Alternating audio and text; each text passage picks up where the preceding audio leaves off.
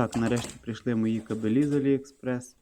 Вирішив взяти, бо попалися по нормальній ціні. Думаю, заодно перевірю, як вони під нагрузкою себе покажуть.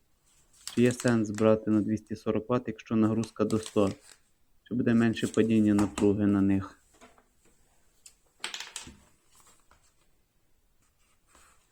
По пакуванню Басеоса явно краще, нормальна упаковка, але і по ціні на $1 дорожче вийшли. Глянемо, що там всередині. Ну, перші враження приємні, тут все зроблено якісно. Ну, такий преміальний кабель виглядає. Наприклад, ось для порівняння Essager 100 ватний, так Басеос значно товстіший, металеві штикера, ну, виглядає значно краще, преміальніше. Так, тепер глянемо ще, як виглядає звичайний 100 ватний на USB від Басеос. Чи є якась різниця між попереднім.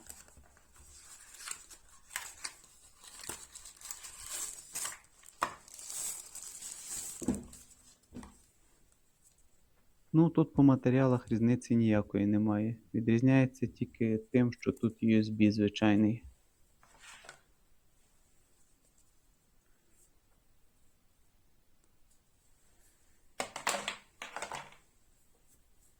Ну і останній в нас тукі. Тут звичайний кульочок, але і ціна $2,5 за кабель 240 Вт з доставкою вже. Це взагалі смішно, як на мене. Але всередині кабель також якісно виглядає. І він навіть товстіший вроді за Басеос. Ану зараз порівняю.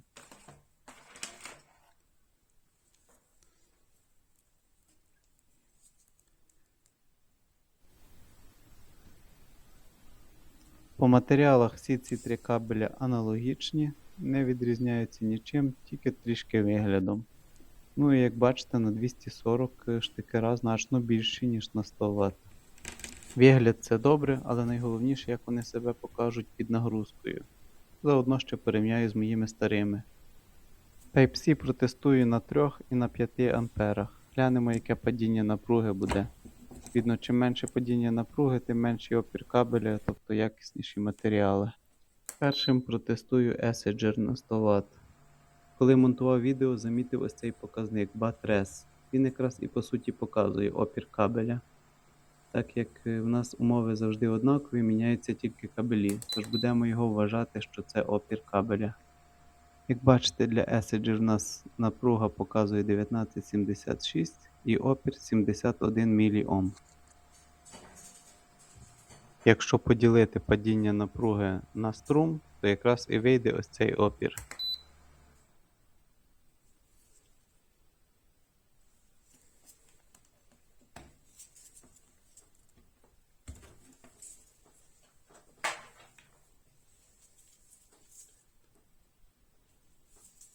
Наступним беремо Басеос на 240 Вт.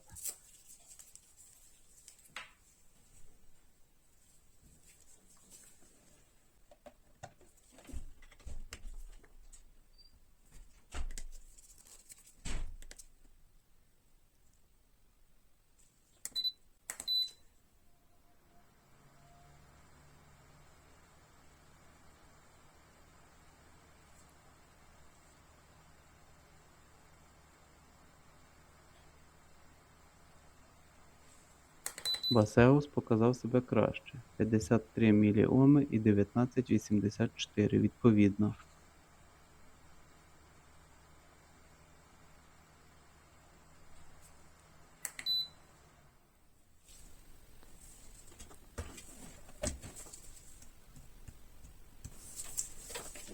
Третім протестуємо тукі на 240 Вт.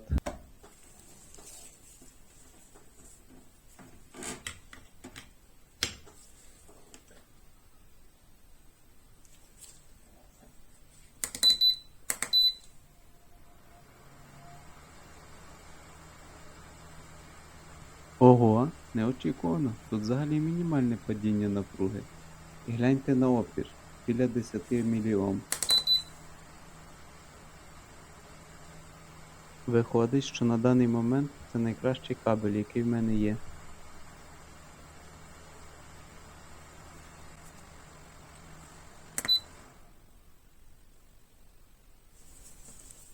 Наступним протестую стандартний від Baseus, він йшов в комплекті з зарядним блоком.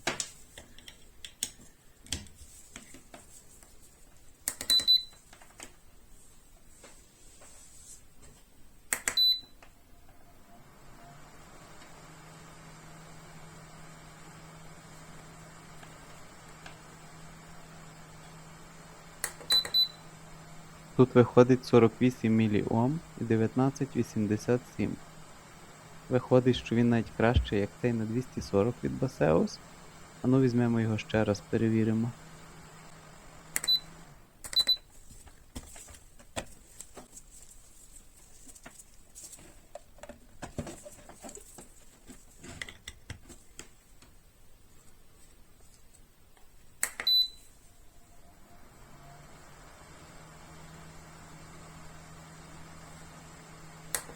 Ну тут для мене неочікувано.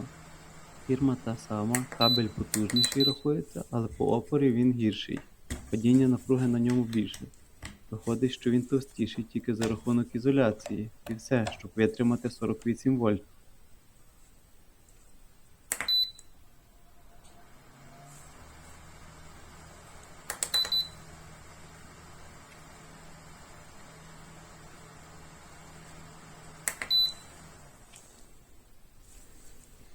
Наступний тестую оригінальний від Xiaomi. 3 роки вже йому. Як бачите, опір 54 приблизно. USB я протестую на 2 і на 3 ампери, так як 60 Вт більше в мене блок не видає.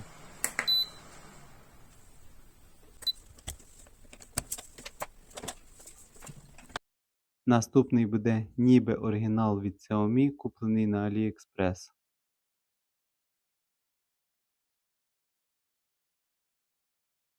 І на ньому в нас аж 126 мОм і таке нормальне падіння напруги.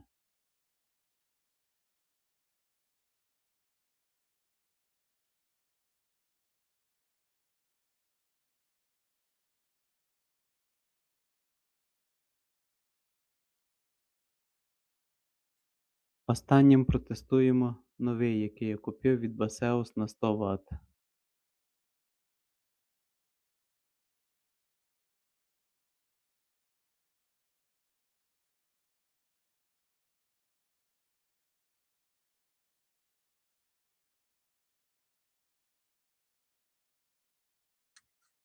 Ну і тут 50 мОм, десь на рівні з оригінальним Xiaomi приблизно, плюс-мінус.